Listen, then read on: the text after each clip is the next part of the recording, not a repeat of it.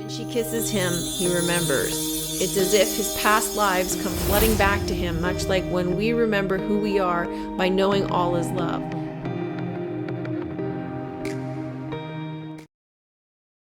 Hi everyone! Welcome to another episode of TrueLove Talks. Today, I want to talk about being the observer, watching the movie. I just had a conversation with someone about this subject and I thought it was a good subject to talk about because it's very difficult to go from being an active participant in your life to realizing that everything is scripted. So kind of thinking like, well, what is the point? Should we be just an observer? Should we just watch the movie unfold? It's like, is everything just going to take care of itself? Is there a balance required? So I just kind of want to explore this a little bit. One of the things that I went through when I first came to the truth, I was a very ambitious person. I was chasing a career, trying to get things done. I was always working on projects. I would put my social life and my personal life aside to try to be a success at something. I was always working on something. On one hand, I learned a lot of things. I experienced a lot of things.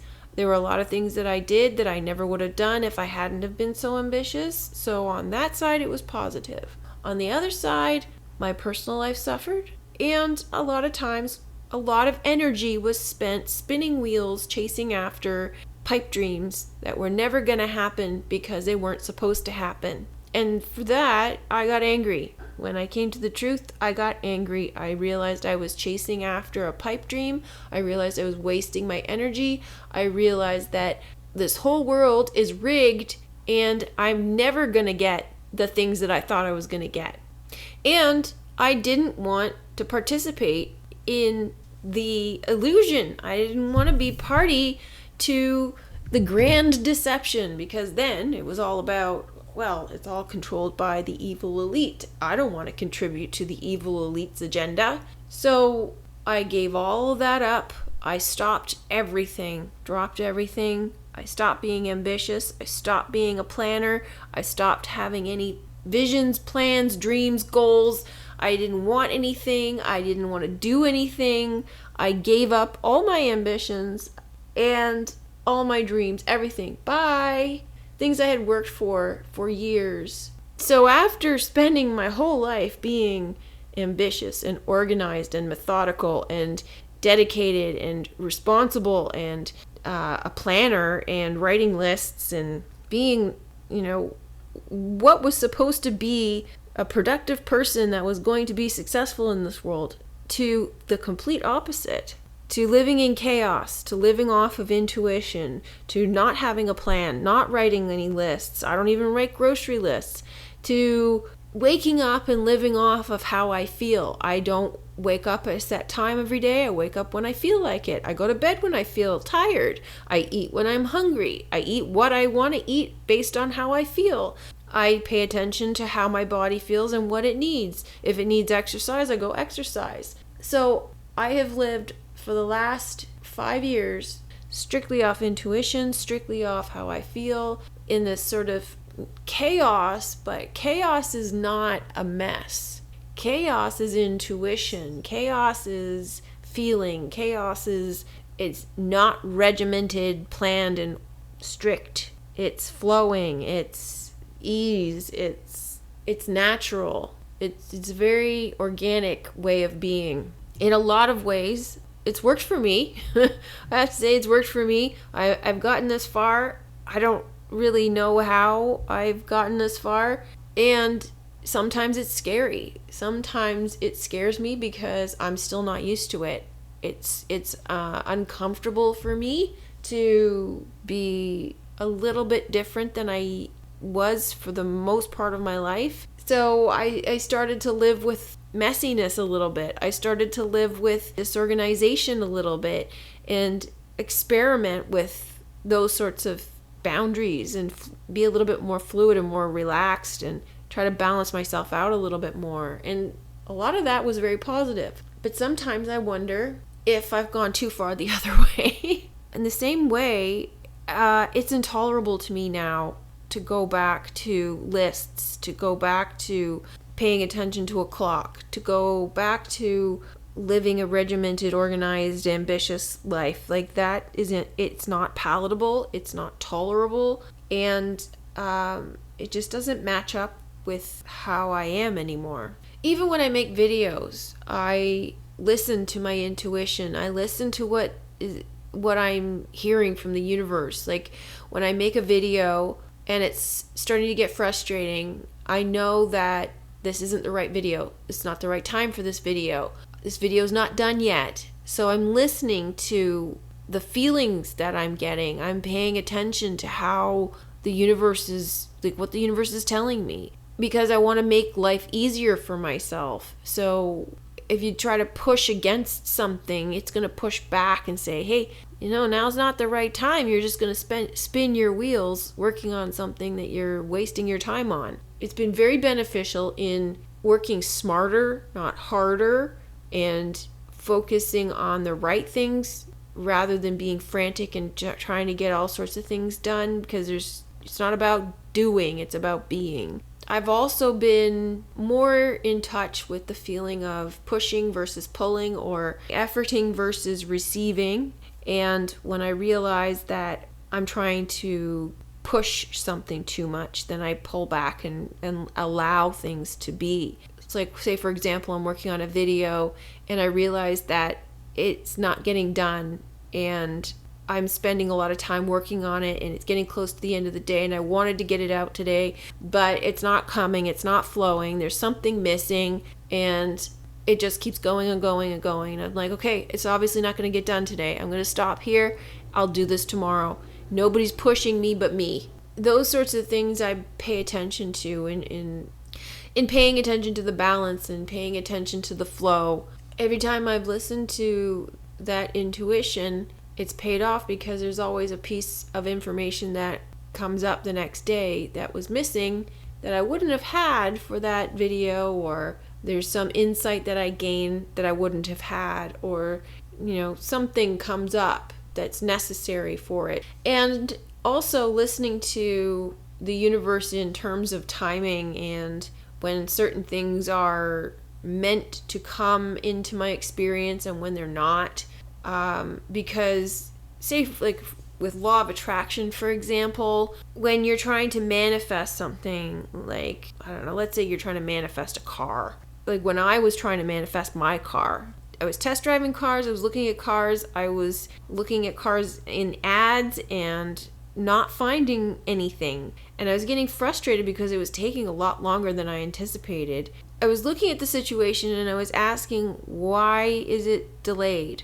Like, what is it that I'm doing that's blocking it? Or what am I not seeing? Because clearly there's something here that I'm not receptive to, because it's not here yet. And when I finally found my car, what I realized what was blocking me was I had set myself a budget, and I had a set idea of what kind of car I wanted. But then I started to look at cars, and I saw cars that appealed to me more. And so I was gathering data still of what I wanted and what I liked. And when I actually found the car that I wanted, I had started to focus on that particular type of car, but didn't think that it was within my budget. And the car that I ended up buying was $1,000 out of my budget. And so when I actually went to see the car, I almost didn't go because I thought I wouldn't be able to get it because it was out of my budget. But I did go see it, and I asked if he would take my budget, and he did. So I had set limitations on myself that the universe had not set. And so I had to remove those limitations in order to receive the car that I actually wanted. And I think it's actually like the perfect car for me, because it had everything that I wanted, and I didn't even realize that that was the kind of car that I needed. So the universe knew what I needed. The universe knew what I wanted. I had to line up with it to see that that's the car that I wanted. And it took me a long time. So understanding that, this is how certain things come into your experience. So in being actively involved, i.e. planning and trying to effort things into being versus allowing and getting out of our own way, so that things simply flow into our experience with ease is perhaps one way of looking at this idea of simply being the observer. It's kind of an aside, maybe this is going to be a long audio. This idea that everything is scripted, and should we just sit back and watch the movie, or should we be an active participant in our lives? I think it's like a balance, because we're in the movie for a reason, right? We're just watching it from within the movie, and yet we're still participating in the movie. That's part of the fun of being in the movie. But I do think that because we forget that we're in the movie to watch the movie from within the movie, that we get caught up in the movie being real and take it too seriously. And I'm kind of battling with this idea of how active do we need to be in our lives? How much of it is just autopilot? Because there are things that happen that are totally not planned by us by any means. Say, for example, that let's say you're a 17-year-old who really, really likes a band, and you'd like to go to concerts, and that band that you really, really like is coming to town, and you're offered tickets, and you're like, okay, let's go, because you like the band, and you like going to concerts, and you got a ticket, so let's go. It's kind of an easy yes. And then when you go to the concert, something happens, and that changes the course of your life. So it's as if the concert kind of fell into your experience. You didn't have to effort into making that happen. Like, you didn't have to call the band and say, okay, can you have a concert for me in my city so that I can go? You didn't have to think, well, how can I fix this part of my life and orchestrate this part of my life so that I can make this happen? Oh, I know, I'll go to this concert where this will happen at the concert and it'll change the course of my life. Like, you just can't orchestrate this stuff. So there's a lot of things in your life that are way out of your control that will happen automatically, and yet we spend all of our lives trying to plan things. And it's funny because I was at my parents' house and they said a quote from John Lennon that life is what happens when you're busy making other plans. And I thought it was Woody Allen who said that, because I think he stole it from him. But life is what happens when you're busy making other plans, because it's already planned for you. And then we're just sitting here thinking that we are in control, and we sit around making plans, and some of those plans are implanted in you. Like, say the concert, for example. You think you planned to go to that concert, but you really didn't. So you only went there because you liked the band and they came to your city. So how much are we supposed to be an active participant in our own lives? What does it look like or feel like if we just coast and we become the observer?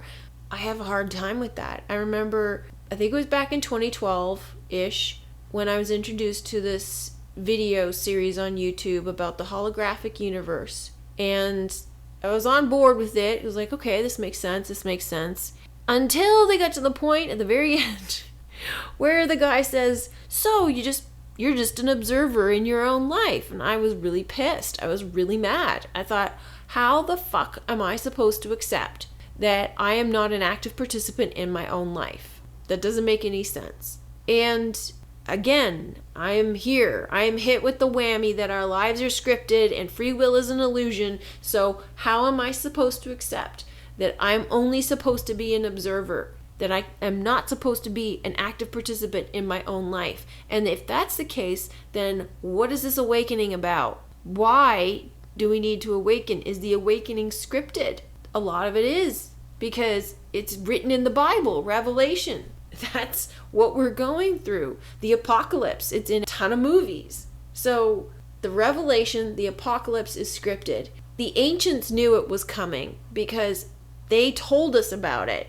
So this part of the story is scripted. And if you look at Westworld, for example, the part where Dolores has a revolution with the robots and everything, and they rebel and they start killing everybody, that was scripted. And in every world after that, it's scripted. It's a loop. It's repeated over and over again. So if we are in a movie, which we are, we're watching the movie from within the movie. because it's way more fun that way. How do you just become an observer? Okay, so I had an experience some time ago where I was going to respond a certain way. I had a thought in my head about what I was going to say, and then I heard myself say completely different things. And I was watching myself say these things, and that experience to me was the script taking over and me being the observer. It was such a weird moment. It's really interesting though, because how many times do you go to say something and it doesn't come out the way you intended, or you stumble over your words, or you make a mistake? I mean, when I record videos, I make mistakes all the time, which is why it takes me so long to make them. I stumble over my words, I repeat myself. So if everything was scripted and I didn't have to think about it, it was already pre-written, and I'm not an active participant, I'm an observer, and it's just going to spew out magically, then why doesn't it come out smoother? Why doesn't it come out without errors, without me tripping over my tongue, without mistakes? And then you look at Westworld, for example, and the way that the robots are programmed is they're programmed with options, limited options of words they can choose from, but the sentence ends up being the same. So they're going to say the same thing, but they can choose from a range of words in terms of how they express themselves. Or they can choose from 3 different sentences, and within those sentences they can choose certain words, but the path is already chosen for them. So there's minor variations within the script, but even then the robots are not just observers. They become active participants, but they're still on a loop, they're still on a script.